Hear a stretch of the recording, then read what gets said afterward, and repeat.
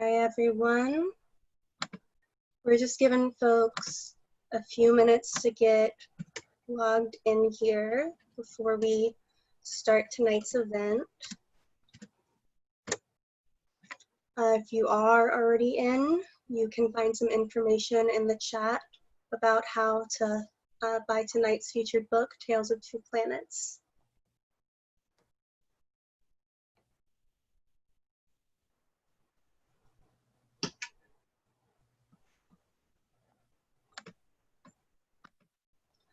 All right, good evening and welcome to tonight's live online author event with Greenlight Bookstore. I'm Chelsea from Greenlight and we're excited to host tonight's launch event for Tales of Two Planets. Tonight's conversation features contributors John Freeman, Ligaya Mishan, Andri, Snaer, Magnason, Mariana, Enriquez, and Khaled, Mattawa, so you're in for an excellent time. Before we start, I just want to say a huge thanks to all of tonight's authors and the team at Penguin Books for making this happen, and to all of you for showing up. Though we're not able to host events in our store spaces, our community of authors and readers is still here. We're grateful for your support and for the chance to make this space for conversation and connection. Now I have just a couple of housekeeping things for you guys. In our Zoom webinar tonight, you can see and hear the speakers, but they cannot see or hear you.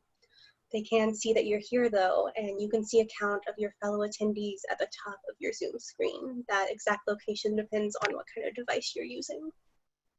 You're welcome to post your comments and thoughts in the chat. You can find the chat icon if you scroll over at the bottom of your Zoom window. It's just one little speech bubble.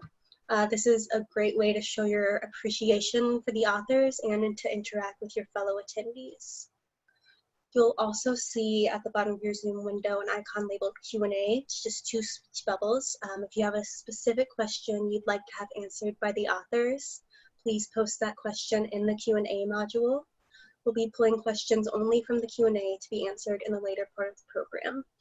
And if you see other attendees' questions that you would really like to hear answered, you can go ahead and upvote those questions and they'll float to the top of the screen on the moderator's end as we're pulling questions to ask the authors.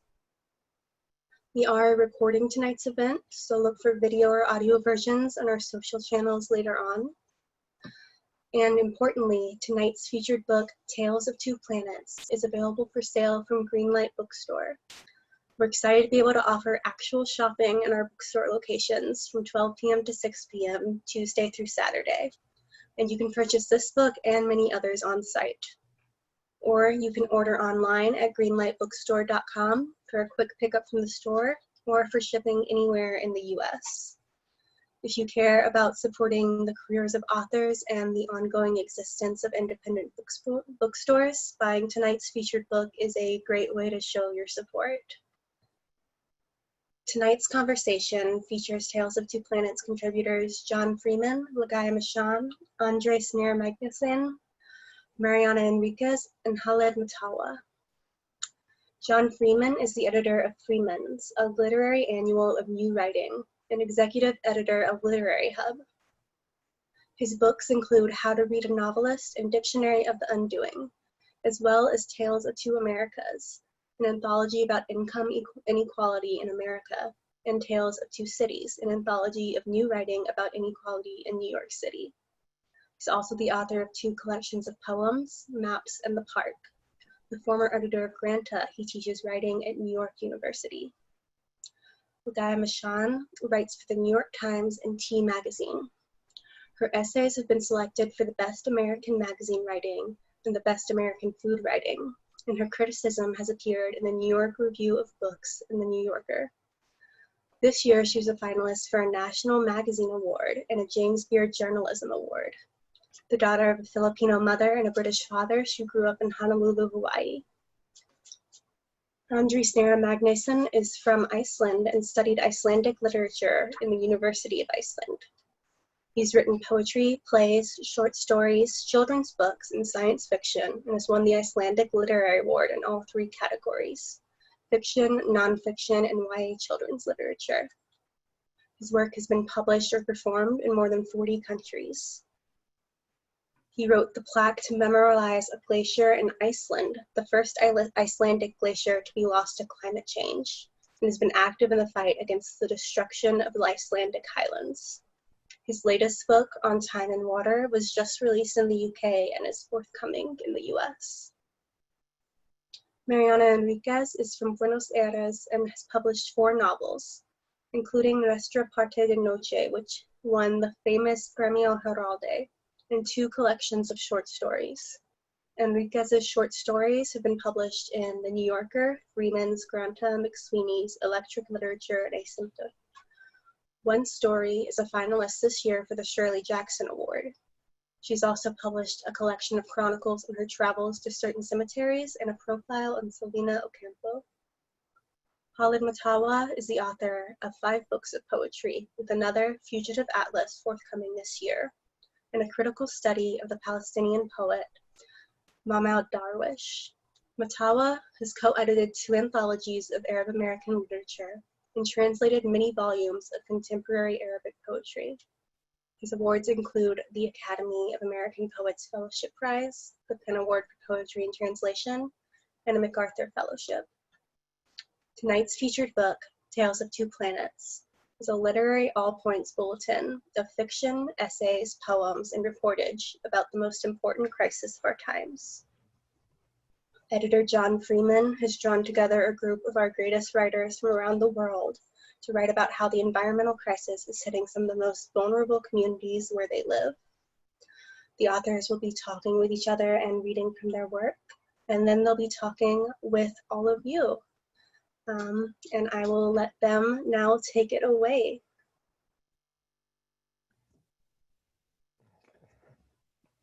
Thank you so much, Chelsea, for those introductions, and thank you everyone for coming. I'm sad we can't see you.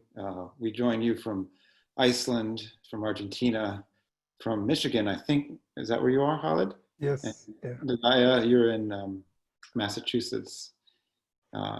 And I'm not sure where all of you are from, but when this book started to come together, one of the reasons all the writers came together to write in it is that the way that climate change was affecting the world was so different.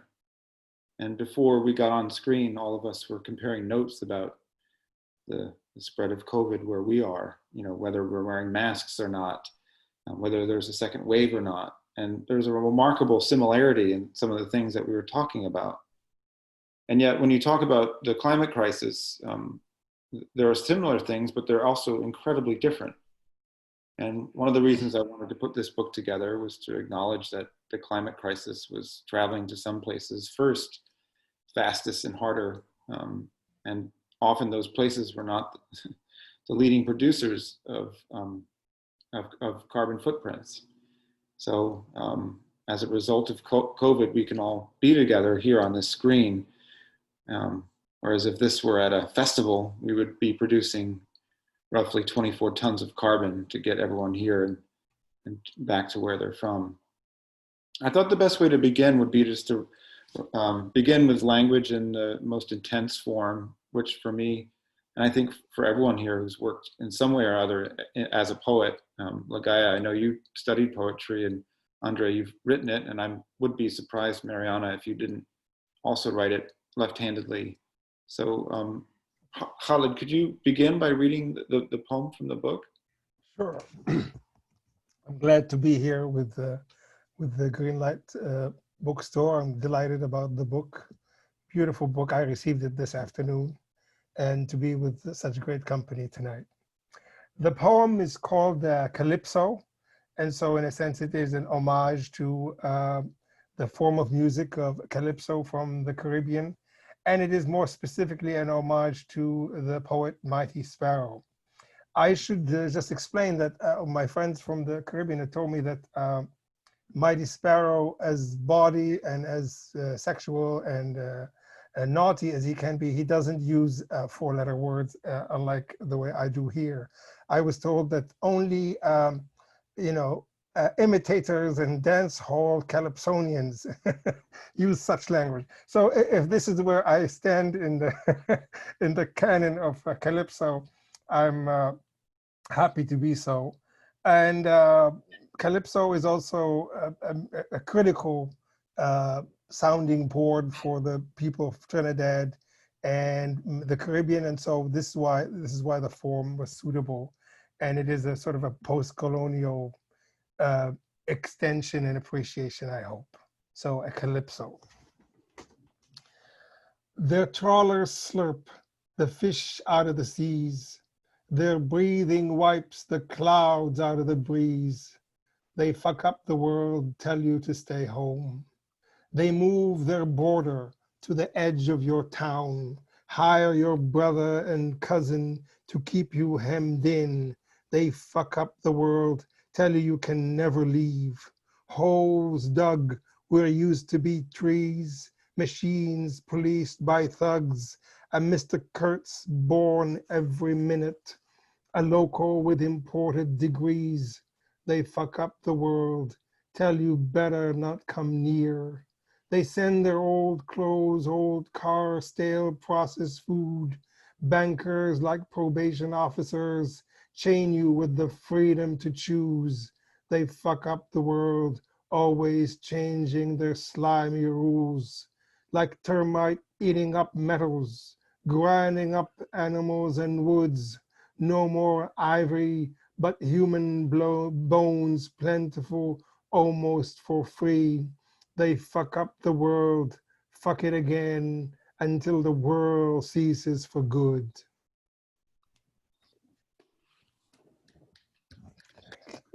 Oh, thank you for thank you so much for that poem. Thank you. This is a part of a series of poems that are coming out this fall in a book called Fugitive Atlas. Yes, yes, indeed, yeah.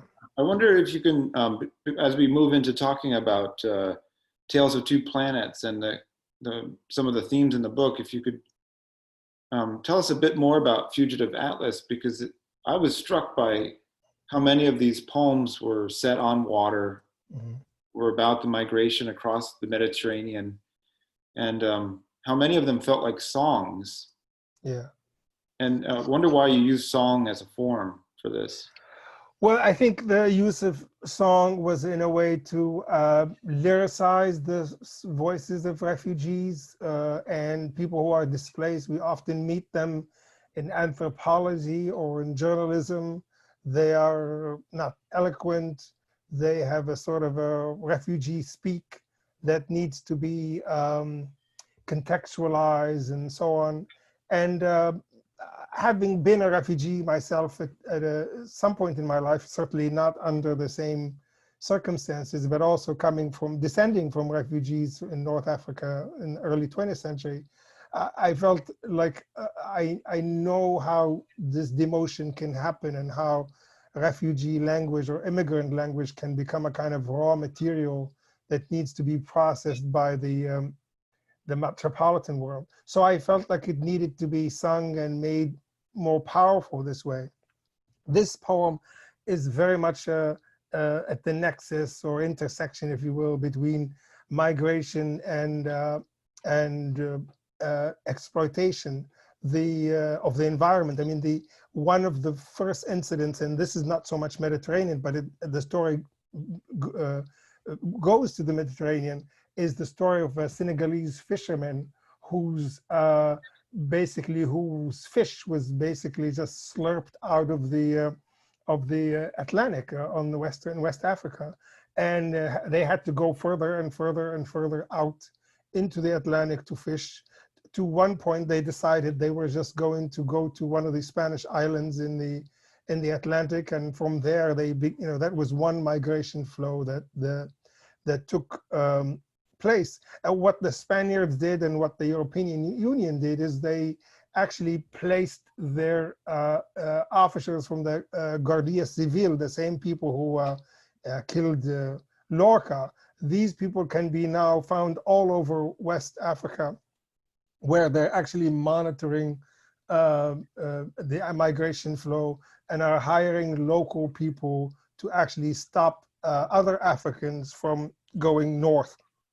So it is if you will, a poem driven by research, and in a sense, sometimes when you are learning from research, you would want to sort of, the challenge is to how to turn that knowledge into song.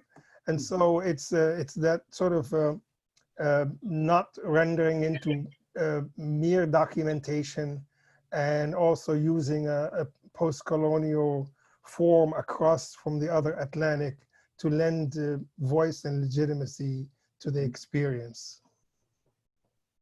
Well, migration comes up again and again in this book, both choice and necessity. And sometimes those two are factors are indistinguishable to some degree. Yeah. And, you know, in the pieces that are represented here in the various panelists, Mariana, in Buenos Aires, the river that you described, the polluted river, one of the questions I think you describe in your piece being directed at the people that live along the river is, why don't they leave? You know, I wonder if you can talk a bit about who lives along the river and what their chances of leaving the polluted environment that's there, and what that says about. Yeah, and this first, hello everybody. Hello. Very glad to be here and to meet you all, and to see you again, John. I haven't seen you in a long time. And the thing about this river is a river that divides the city of Buenos Aires, that is very rich, from the rest of the province that is very poor. And it's kind of, you know, like the ring around the castle. And the people that live along that river basically don't live because they don't have anywhere else to go. Like they're settled there illegally. I mean illegally in a good way. I don't want anybody to throw them from there, but to make decent houses for them. But I mean, they took those lands and they basically don't have nowhere to go. So they are kind of condemned to live by a river that is completely polluted. They are sick, and they are contributing to polluting it even more. But it's a circle. They can't. There's basically nowhere to go, and most of them also migrated from the north of Argentina, that is having various problems. I mean, ecologically, and one of them is the destruction of the woods and, you know, the use of the land to plant soy to sell, to export. This is another problem too, because this doesn't, you know, the soy doesn't bring work. You can plant like big plant, you can have big plantation of soy, and just, you know, some plane that is throwing venom on the thing, and no workers. So it's kind of this green desert, and the people have no work there. They can't work the fields, so they come to the city. They have nowhere to go in the city, and they end up living there in the edge by this black river. It's quite, yeah. It happens in, I guess, in the whole of South America. But here from where I am, it's like, I don't know, 10 minutes from here. It's very, yeah. Could you read a little bit from your piece? So, because the opening description of the river is very powerful. Of course. I hope you can understand me. I will try to be as clear as I can. My first memory of the river, the still black, expectant surface, its false appearance, it didn't look like water. It looked like oily plastic, and it was waiting for me. I was in my uncle's arms. The man was barely present throughout the rest of my life, but he left me with this gift as a joke. He threatened to hurl me into the stagnant water. I'll throw you in on the count of 3. 1, 2, and the 3 never came, but my screams did, because I was convinced that if he threw me in, and I had no reason to think that this man who worked in the port wasn't capable of it, I would be eaten by the Riachuelo, the rotten beast that dies in the south, where the city of Buenos Aires ends. The river mouth where the Riachuelo flows into the ocean is called precisely La Boca. La Boca means mouth. It's a tourist area. It no longer reeks because for years now the river has been undergoing a rescue and cleaning process. Still, it will never again support life, or probably lose its color, black and opaque like an Elizabethan sorcerer's mirror. I wish I remember my parents or some other adult telling my uncle to stop that morbid prank right now, not to use my body and my fear for his enjoyment. However, in my memory, I hear laughter and some incredulous consolation, someone's voice saying, "Your own uncle isn't about to throw you in the water." Go on? Yeah. Immigrants came to settle in the port of La Boca in the first half of the 20th century, many of them Italian and Spanish people fleeing poverty and the European wars. Today, the neighborhood is touristy and dangerous. It has tango dancing in the street for the foreigners, and it's where the Boca Juniors Stadium was erected for the country's most popular soccer team. The Boca Juniors colors make the neighborhood's origins quite clear. The founders decided they would use the colors of the first ship that came into port, and the first vessel they saw was from Sweden, with its blue and yellow flag. The river is called the Riachuelo because, except in the port where it's wide, its course is narrow and meager. Riachuelo is a derogatory adaptation of the word rio, river, and it's an apt name for that insignificant waterway. It edges the city of Buenos Aires and is the geographical and political border between the capital of Argentina and its largest, poorest, and most intense province, Buenos Aires, same as the city. The superimposition of names confuses something that is not confusing. The city and the province have the same name, just as Washington, D.C. is not in Washington State. It's the same kind of imposition. It's simple. The city of Buenos Aires is a rich district. As soon as you cross the Riachuelo, though, you find the first poor cities of the province with their gigantic slums, abandoned factories, and the ugliness that comes from zero urban planning. Millions of people living the best they can and building any which way a world of cement, speeding cars, and working class neighborhoods.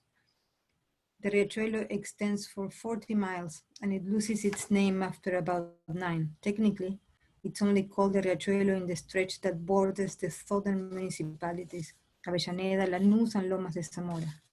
For the other 31 miles, the river bears the terrible name of Matanza, or slaughter. The area around that stretch, however, is pleasant. There are small farms, people raise horses, it's almost a countryside. The river is the center of a large territory of 1,000 square miles that encompasses streams and aquifers, industrial runoff, rains, sewage. It all ends up in the river. There are about 5 million people living in the area.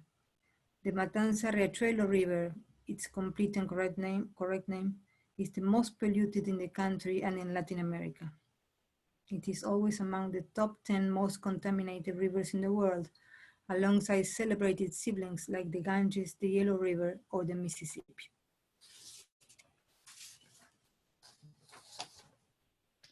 Thank you very much for that. No, thank you. I hope you could understand me more or less good. Very much. It's striking how all of you have written about water in some form or other. The people, Khaled, in your poems, crossing the Mediterranean, or Mariana, the people living along the Riachuelo, Ligaya, your mother living in the house in Hawaii, unable to leave or unwilling emotionally to leave as huge floods are coming. And obviously, Andri, your last book was called Of Time and Water, and this piece is all about a glacier and its disappearance to some degree, and coming to grips with the violence and death that's in nature. And I wonder if, building off what Mariana said about the river being a kind of dividing line between the rich part of Buenos Aires and the poorer parts, if you can talk about whether that comes up again and again in your own research about water and cities and memory, if there's a constant reappearance of water as a dividing line.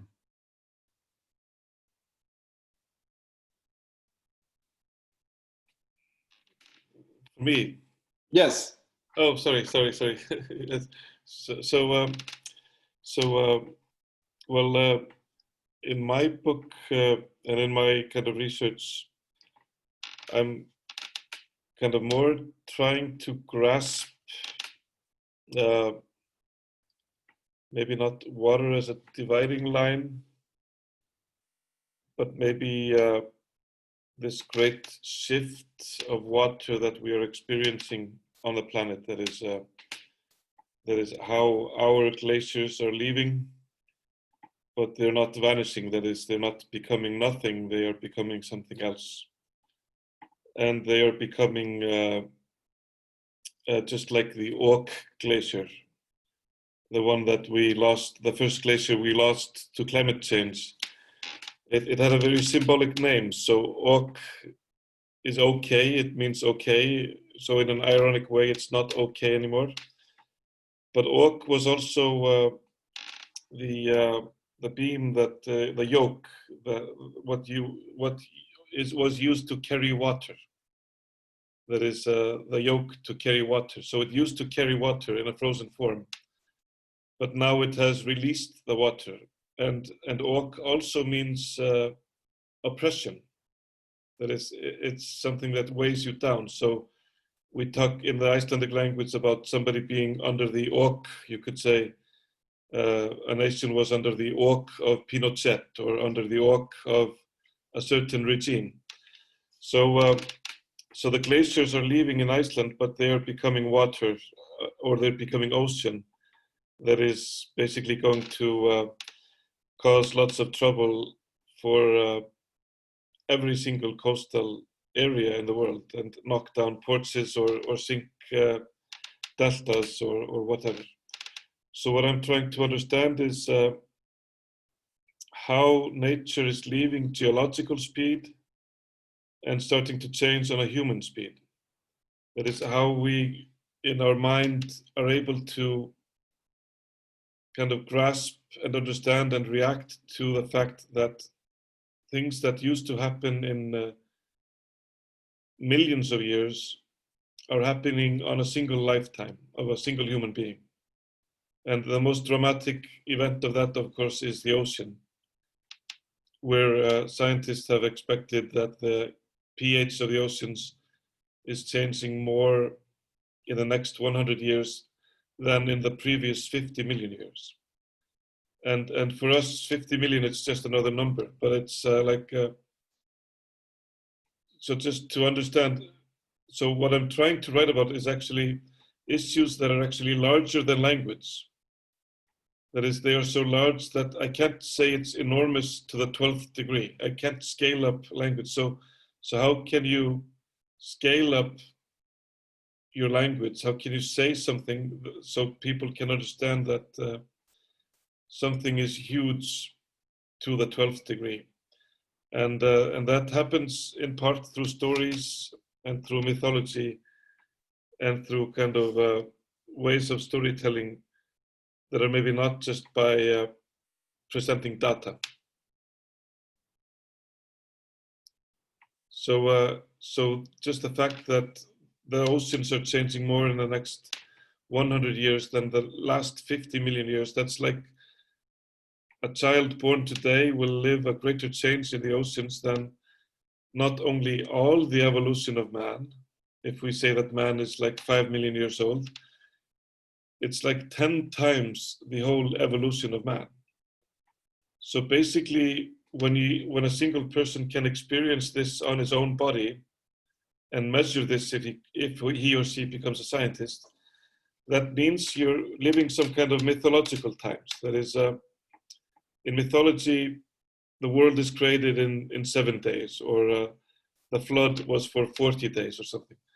So 7 days and 40 days are closer to 100 years than 100 years are to 50 million years, if you get what I'm saying. So we're living time where actually it becomes appropriate to use mythological terms, because creation stories and end stories all happen kind of on a lifetime of a single human being. And this is actually happening now. I wonder if you could read from your piece, because one of the things I found so lovely about it is how you managed to convey the struggle to convey what you want to say, as well as kind of looking around the scale of the problem that you just described as a kind of act of hope is the wrong word. It's an attempt at some kind of poise in the scale of a huge problem, which is to try to see the landscape around you as more than just doomed. I can read a short piece from, it's from the book. It's a travel story where I'm traveling over one of the outlet glaciers of Vatnajökull Glacier. It's the biggest glacier in Europe. It's about 8,000 square kilometers. And they have these huge glacial tongues that kind of run out into the valleys, like a valley glacier. And I'm basing this on kind of also memories, because my grandparents were glacial explorers. They were kind of pioneers in mapping and measuring the Icelandic glaciers in the 50s. So I can start here. I have traveled parts of Vatnajökull myself, but I'm far from being as adventurous as my grandmother. Traveling over Skeiðarárjökull, one of the largest outlet glaciers flowing south of Vatnajökull, it is hard to believe that this vast, seemingly endless body of ice is vanishing. We travel through landscape unlike anything I have ever seen before, over terrain that looks like miles of turtle spacks, and then through a forest of black pyramids, past cracks that moan and gurgle, past streams that fall into bottomless holes that remind me of the lair of some alien, snake-like creature, an ice version of the Sarlacc sand monster from Star Wars. The thought of slipping, falling in, vanishing, and getting stuck hundreds of feet below is harrowing. We encounter something like a road, a long, smooth highway on the middle of the ice, and after a day you feel as if you are on the planet Solaris in the novel of Stanislav Lem. You try to interpret the forms you encounter, try to understand that all these forms almost look like man-made. A pothole here, a pyramid here, a highway here. It feels like the glacier is showing us what is killing it, from the pyramids to the highways. The glacier does not leave with dramatic noises or calving ice like we see in documentaries from the Arctic. The glacier vanishes softly, like a silent spring. It just melts, retreats slowly, calmly, but its appearance is strangely dead, almost like a slain fish. It loses its glow, lies flat and lifeless, and far up in the middle of the mountain, you see chunks of ice and a line showing where the glacier was just a few years ago. And you try to grasp that this great mass is gone, to understand that it has just changed form, it has become ocean, and it will rise slowly, steady and calm, until a storm hits and knocks down doors and porches of beachfront properties. So this is my chapter.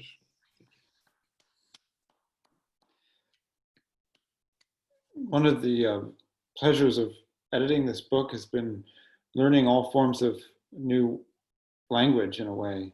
each one of you has mentioned language and form to describe what you're doing. The names of the river, the names of the origins of Calypso, the names of the landscape that you just described, Andri. And Ligaya, the same is true of your piece to some degree. And one thing I hoped for with this book was to have a richer, more complex vision of what home meant for many different people across the globe. And I wonder if Ligaya, you could speak a little bit about the speed or lack thereof with which the rains have been rising around the home that you describe in your piece, as in how slowly or how rapidly has it become clear that the home will eventually be lost? I think that, when you grow up and changes happen, you sort of don't notice it. And so it really was only a couple of years ago that I started to think it's just so strange that the yard just keeps flooding, and this didn't used to happen when I was younger. And when my mother says, it's rained harder since my father died 10 years ago, it seems metaphorical, but it's actually true. And it's not so much maybe that it's cumulatively for the entire year that there's more rain. It's just that it's coming in these violent bursts, just because the weather's just going crazy. And islands are always at the forefront of, facing climate change. Like they're the canaries in the gold mine. All of these, they feel these effects first. And so, one of the things I was thinking about, not only the rains, but everything, the trade winds changing. It's hotter. It's at once, there's not enough rain and too much rain at certain times. And it's just become enormously unpredictable, like the tsunamis that we used to have to sort of prepare for that might come at any time, or all these other dangers. And when I was writing the piece, I was thinking about that, about all of these ways in which we're vulnerable, and becoming more and more vulnerable to these random events that we're sort of bringing upon ourselves by our actions. Although, as I think you said at the beginning, Hawaii isn't really responsible for a lot of the things that are bringing about these changes, but they're bearing the brunt of it first. What brought your parents to Hawaii? This is a really good question. I think that my father was very cold when he grew up in England. He always talked about that and how happy he was to be warm in Hawaii. Although even Hawaii wasn't quite warm enough, his feet would be very cold in the mornings. So it's an international love affair. He came from England, my mother came from the Philippines. They met in Tokyo, where he was teaching a class and she was a student, but not his student. So it was all above board. And I was born in California, but we lived in Hawaii. And I feel like it's one of these modern day journeys where I don't know how they wound up there, but I'm really happy they did, because it really is an extraordinary place, just in terms of the sheer diversity of the people and the ways in which all of these different cultures mix. And it makes me very sad to think that, it's slowly being eaten away as ocean levels rise, and that this paradise, I remember, and it sounds so cliche to say that, but it really is an extraordinary place, and a place where every time I go home, I see more and more houses. And I finally realized actually something's happening here. It's not just my imagination that the island is being taken over, and there are probably too many people and too many cars, and something's being lost. Well, could you read a little bit from your piece? In the evening, it started to rain, pooling in the backyard until the earth couldn't swallow it anymore and the grass went under. A jade gleamed like a rice paddy. Then it started coming in, finding the weakness under the sliding doors, seeping and spilling so gently across the white tile of the living room, almost apologetically, because it had nowhere else to go. In Hawaii, it rains almost every day, but for the most part gently at the edges of waking life, early in the morning and again at night, what the weather reporters duly describe as passing windward in mauka showers. When it does fall during the day, you can usually see it before you feel it, dark clouds massing in a corner as the rest of the sky stays that ridiculous blue, a color impossible to prove to anyone who doesn't live here. It can feel like rain is a place apart, with borders. You can drive out of it in a minute, walk out of it even, by simply crossing to the sunny side of the street. The ancient Hawaiians had more than 200 names for rain, as documented in the book Hanau Kaua by Khaled Mumeakana with Kiele Gonzalez. Among them, Kilinoi, misty and fine, and Kiliohu, mistier still. Ku'aua, windless. Ala Ava, cold and bitter. Apopuikahi, the rain after a loved one dies. Sometimes a storm rolls through as if too busy to dally. Sometimes there are no clouds, just drops far apart and fat as tears, while the sun keeps going, untroubled, too above it all to care. And sometimes the rain is forever and everywhere. Our house on the eastern side of Oahu had always held firm through lashings of hurricanes with X's of masking tape on our windows, through flash floods that swelled out of the concrete canal built to hold it in, up on the hill between Haleola and Anulani, and snaking down the valley. But now the living room was breached, and my mother, who turned 80 this year, was alone. I was in New York, 6 hours ahead and useless. After my father died 9 years ago, she said it seemed to rain harder. She'd bought a pump for the backyard, and when that gasped and failed, she'd bought a second one. The handyman who helped her around the house with leaks, jammed light switches, and obstinate appliances had just put in a new drainage system. She called him now, and he promised to head out to the rescue. 10 minutes later, he called back. Kalani'anaole Highway was a river, cars abandoned in water a foot deep, flashers pulsing. The city had shut it down. Nobody could get into the valley or out.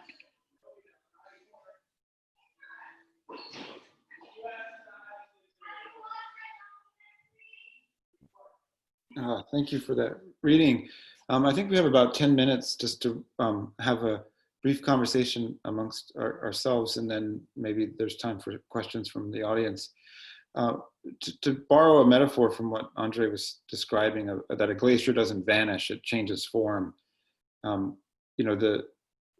think one of the things this book accidentally describes is the way that the human-made changes in our climate and the earth are forcing changes upon the population, and those changes upon the population are changing the population, if you will.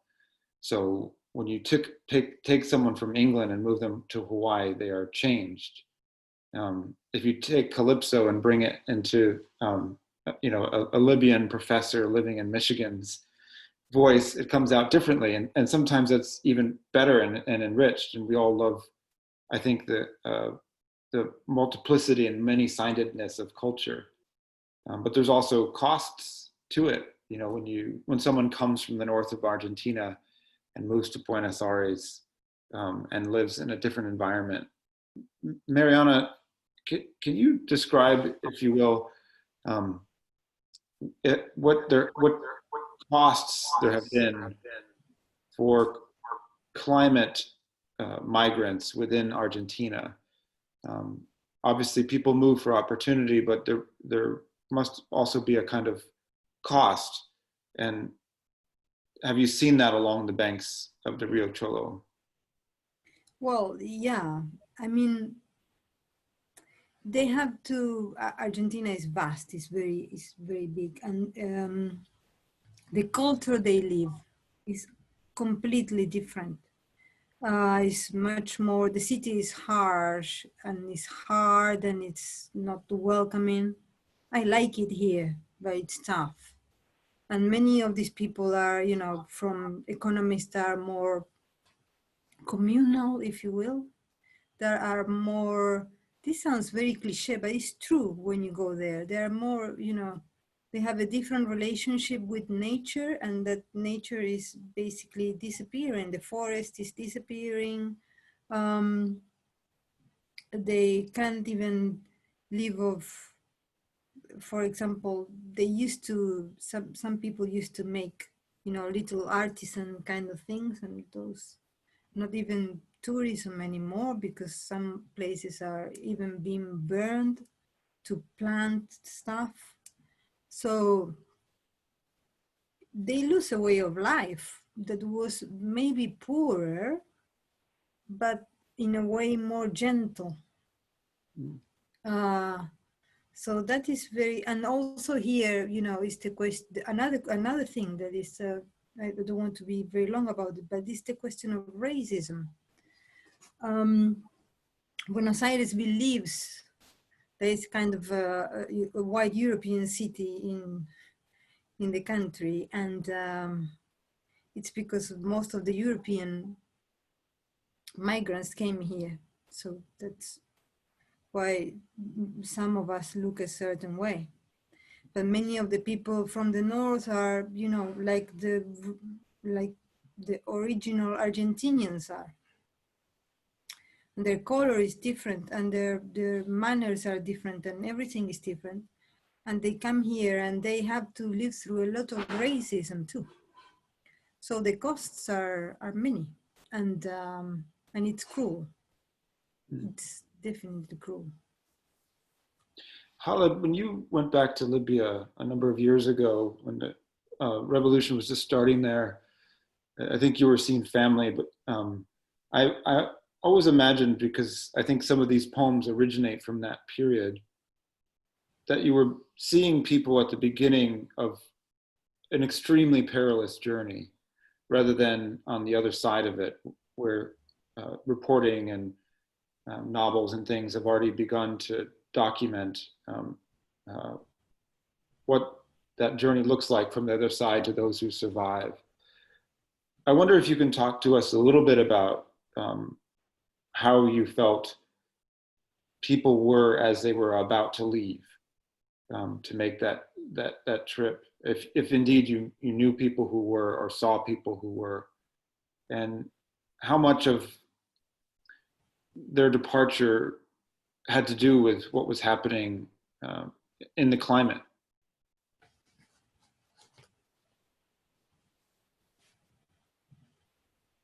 Oh yeah, make sure you unmute yourself. Yeah, I mean, a great many of the people who come from the Sahel are people who's, you know, living in an increasingly desertified landscape, and you know, so they're moving to where essentially more water is, or where work is. So that's part of the story. I think the other story is, of course, not so much environmental, but economical, where you know, things used to be much more local. You used to make your clothes locally. You used to make food. A lot of the food may have been produced locally, but a lot of these economies have been out of place. I mean, it's almost like starvation was caused in some places, or at least a higher unemployment was caused by the increasing productivity of Western countries. You know, it's like there's much more wheat and corn now being produced than before, but a lot of people are also, huge numbers of people are hungry. So the distribution and the sort of the capitalist economy has, alongside this economic or the environmental situation, has, they've complemented each other. And in fact, if you stop, if an agricultural economy dies out in some place, if it's no longer feasible to do that, then the environmental impact gets worse. I mean, in Egypt, you know, there are people who don't find farming to be as economically rewarding, so they move up to the city, and these areas that used to be farmed are less useful agriculturally. So it's a kind of a vicious circle between the economy and the environment. In Libya, what you saw was, as the tension got worse, you've had more people being armed in parts of the Sahel, and then that causing another political crisis. But the crisis in itself, and even in Syria before that, some of the earliest uprisings in the Syrian revolt were because of areas that were not receiving as much water and the farming becoming less rewarding in Syria. So the Arab Spring, as much as it seems a complicated social media phenomenon at the time, it was also a combination of environmental factors, and these environmental factors are a kind of an interpretation of some economic or became an economic factor as well. So these are all of these things are come together. What happened during Gaddafi's, Gaddafi played the immigrant game. He opened the floodgates on Europe sometimes, and he shut them down. But when the power structure that he had collapsed, essentially many of the people from East Africa and Central Africa and the Sahel who were not able to enter Libya before entered in. And these networks were not really run by the Libyans, were not so much involved in the trafficking process. They became part of it. And then as the money in the country ran out, as the water was running out in some places, they also became parts of the thuggery that the process had come in. So you have environmental collapses, economic collapses, and with them a collapse of political collapses as well, and then feeding each other. So that's what you have in a sort of a nutshell. Now the people that are crossing the Mediterranean are coming from the Philippines and from Bangladesh and from and Africa, and even Libya, which is an oil-rich country, is now, there are young people there who cannot make a living in North Africa, who are them joining the Africans who had cut across the water before them. So it's all a sort of like circles within vicious circles, helping each other out, if you will, or destroying sort of the social, economic, and environmental structures that are in.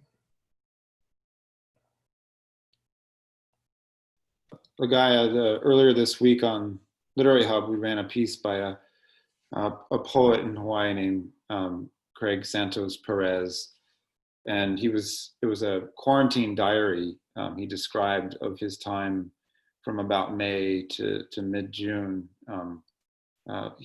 He lives there, and he was describing how before the airports were really shutting down, tourists were still coming in, and so protesters were going to the airport with signs that said, "Is your vacation worth my life?" And what Mariana and Khaled were just describing were migrations of necessity, as well as opportunity, but a destination place must have a very interestingly distorted view of what migration means. But especially when that migration can bring terrible things, which has obviously been part of Hawaii's past. Definitely, I mean, the native Hawaiian population was decimated by the arrival of missionaries and all the diseases they brought that nobody had immunity to, and and you could argue that even the wonderful cultural diversity that we see in Hawaii today has come at an enormous cost to native Hawaiian culture. So these are questions that we're asking ourselves for such a long time, and really even when I was growing up, native Hawaiians didn't have a voice. Native Hawaiian culture was not as valued. Even the food that was grown in the islands was rejected. Everything was imported, as if, this idea that, we have this volcanic soil, it produces some of the great tomatoes in the world, but everything was being flown from the mainland. And even today, I think that the islands could not survive for more than maybe 10 days. If we were cut off from the world and couldn't have any food from the outside world, we have enough to last 10 days. So we're not self-sufficient anymore, and that's its own crisis. And so many of the native Hawaiian agriculture, which really had the stewardship of the land. You didn't take too much, you were careful, you always fed back to the land as much as you took, so that everything, would be maintained. There is a Hawaiian saying, an island is a canoe.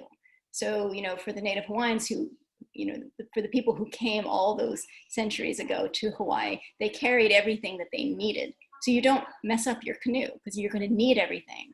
And here are our islands, and all of these tourists are coming, and everything is being built to meet their needs, and it's really problematic. Andri, I'll ask you a question, and then I think we'll open it up to questions from the audience. This summer, I finished Independent People for the 4th time. And I was just thinking of that novel in the context of what Ligaya was talking about. It's a sort of parable of the dangers of the notions of self-sufficiency to some degree, because Bjarter of Summer Houses takes that to an extreme that costs some of his family their lives. But Iceland has always had a very strict immigration policy, or it certainly has in the recent years.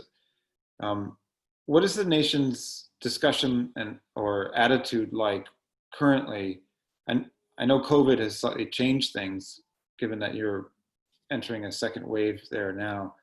But in the context of the climate crisis and the need for people to move, is there any greater willingness to accept more immigration? Well, Iceland is now, I think we're almost 10% Polish now in Iceland. So we have changed a lot since I was young. When I was a boy, I think the most, you could say, exotic person in my school, he had a Norwegian father. That was like the cultural diversity that we had at the time. So he was the strange guy. He had a Norwegian father and a kind of semi-Norwegian name. But now the policy is not so strict. That is, we have a big Filipino population, a big Thai population. We have 10% Polish, and I think in schools up to 20% of a class will have parents from some place other than Iceland. So we have been discussing it. Was especially big when the Syrian wave was coming through, like when the big flood of people were leaving Syria and going to Europe. Then I was part of a group, and we were many saying that, they were trying to do this very professionally. That is, inviting 50 families or 100 families,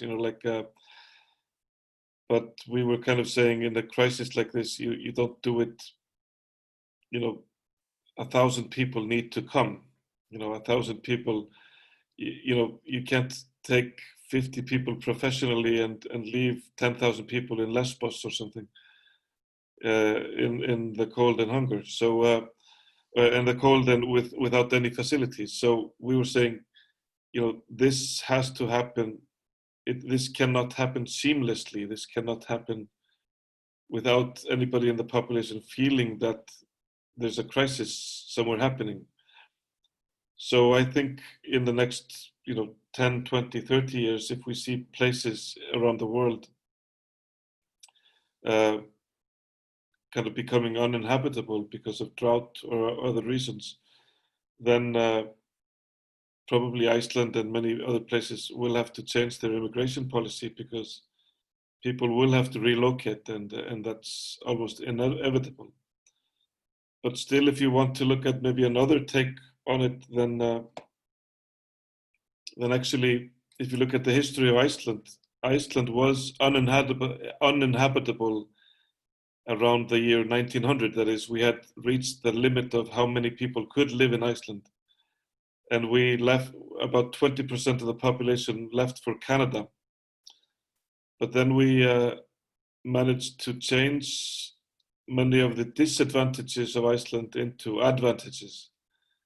So the geothermal, the volcanoes that used to kill people, became something that we could turn into an advantage of geothermal energy, swimming pools and heated water and things. And probably if humans start, maybe some of these challenges that we're faced with, like we're seeing like solar energy almost unused in the world. And probably in the next 20, 30 years, when that is scaled up to become a real technology, then many places that have disadvantages because too much heat, too much sun, will be able to turn that into advantages, like Iceland did with it in 1900 or 1930. But I still think in the short term that we need to kind of think these immigration policies, and because Iceland can take way more people than live there now. We have lots of resources, lots of space, lots of even farming land and everything. So, and I think that also goes to America, that has made even more strict immigration policies now than during the Trump era now. But most of Europe, is kind of in some kind of a, this populism seems to be very much about closing borders rather than opening them.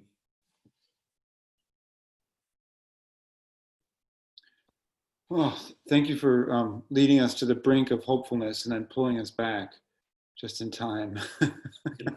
I want to thank our panelists for, Andri is in the middle of a party. Ligaya is also having a party.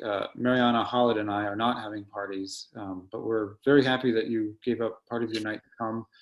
I think Chelsea is in the background somewhere from Greenlight, and maybe we have time for a question or two, and then we can. Yeah, we have a question here from Susan Lipman. She asks, is there a danger that the beauty of the writings take away from the horror of the destruction? Or does that contrast show us what we are losing? That's a very good question. I thought it myself while listening to everyone who was reading tonight. Does anybody have an answer to that? As stylists, you know, what is the way that you should write about the scale of climate change for people to appreciate what it is? Or is it a horror novel, or is it a crime novel? The crime of writing too poetically about something horrible. Of course, it's no. I think actually to understand an issue like this, we have to it has to go through many channels in our mind. We have the horror in the news. We have, and I think it's one of the role of the authors is to bring different, or the poet or the writer is to bring different context and different perspectives and different words to issues that maybe are overused in the media and in kind of the normal perspective. So yeah, but of course you can maybe sweeten things too much. What do the others say? I don't think I sweeten things at all. I write horror most of the time. So, and unfortunately, I'm not a poet. I mean, I always wanted to, but also I think that, in particular, in my experience, people, I think, react different to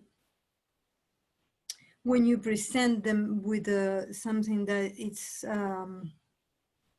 beautiful in a way, even if you are, you know, writing or talking about something horrendous.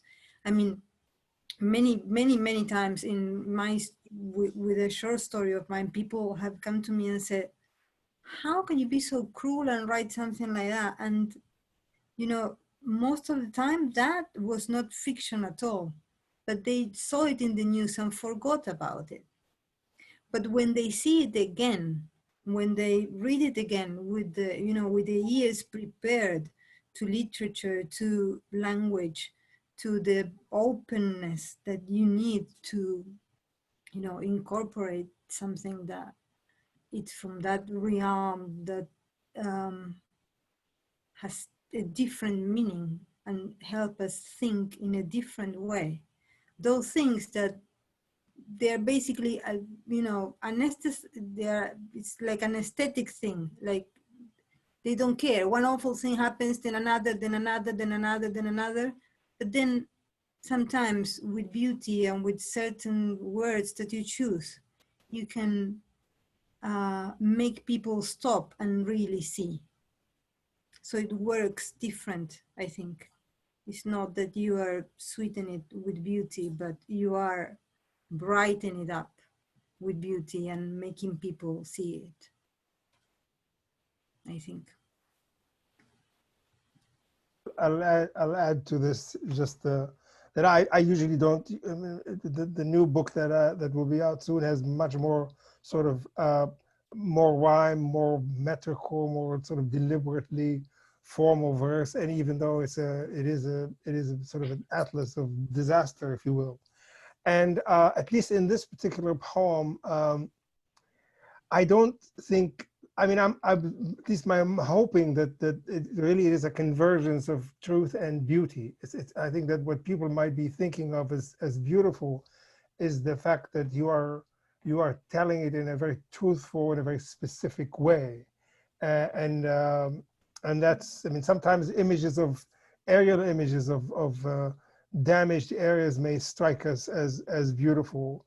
There is in Detroit we had this fad of Detroit porn or destruction porn of all this disaster zone. I'm sure Beirut photography is striking us now like that.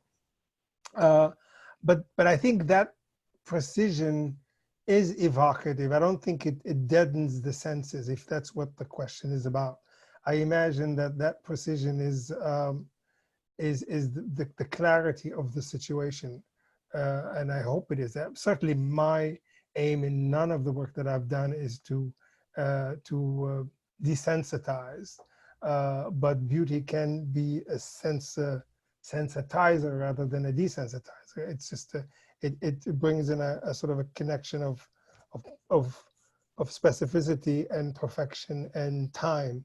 And in terms of song, as much as the precision of the image, it is really to penetrate the consciousness of the reader. Whether if it's image, you really penetrate the visual imagination, and if it is song or rhythm, it is to penetrate the sort of the bones of the listener, and that's the connection that's made. And I think that that's what's meant by beauty, not so much as a sort of a saccharine intake of the experience.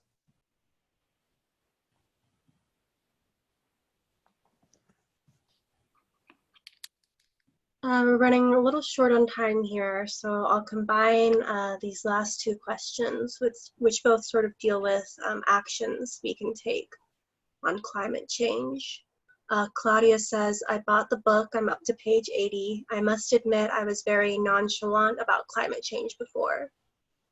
My eyes have opened and I am directly touched with each and every one of these intimate stories and poems so far. Is there anything that I can do to help make a difference in the areas that were the inspirations of this impactful collaborative masterpiece? And John asks, deep down, do you feel that it is possible to turn the global warming around, or is it too late? On a personal note, what are your reflections on the world we pass on to our children and future generations? Let's see. Should we feel guilt over the fact that we could have done more to save our planet? And feel free to answer any of that piece. I can repeat parts of it if needed. I know that was a bit long.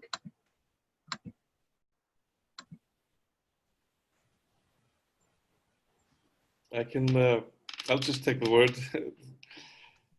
Regarding climate change, it's basically physics that we have put probably 1,000 or 2,000 too many gigatons of CO2 into the atmosphere that is basically causing the planet to warm up. And sometimes I have talks with younger people, like often university students, maybe in their 20s. That means they're born around 2000. And this often comes up, you know, the older generation, maybe my generation, my parents' generation. I haven't often seen this. They wonder if this generation should have guilt or blame or whatever. And but basically, the task of the next 50 years is to, and often when I have like talks for teachers, then I tell them that we are in a place where many fields of science have a higher meaning now than they maybe had when we were in school. That is, if somebody asks, why am I studying algebra? Then the answer is, well, basically because in the next 30, 40 years, we have to remove 1,000 gigatons of CO2 from the atmosphere, and we have no idea how to do it. That's why you have to study algebra, because we need lots of inventions in that field in the next 30 years. And if we look at the past 50 years, then we can see that humans can do lots of things if they put their minds to it and collectively work at it. And then somebody asks, and why are we studying ethics? Well, basically, the people that come up with how to draw 1,000 gigatons of CO2 from the atmosphere might have neglected ethics in their studies. So you might have to face some of their solutions with strong ethical questions. And but basically, I tell them that it seems to be technically possible. The question is if we as humans are able to collectively think 100 or 150 years into the future, think beyond the short-term thinking of next week or next month.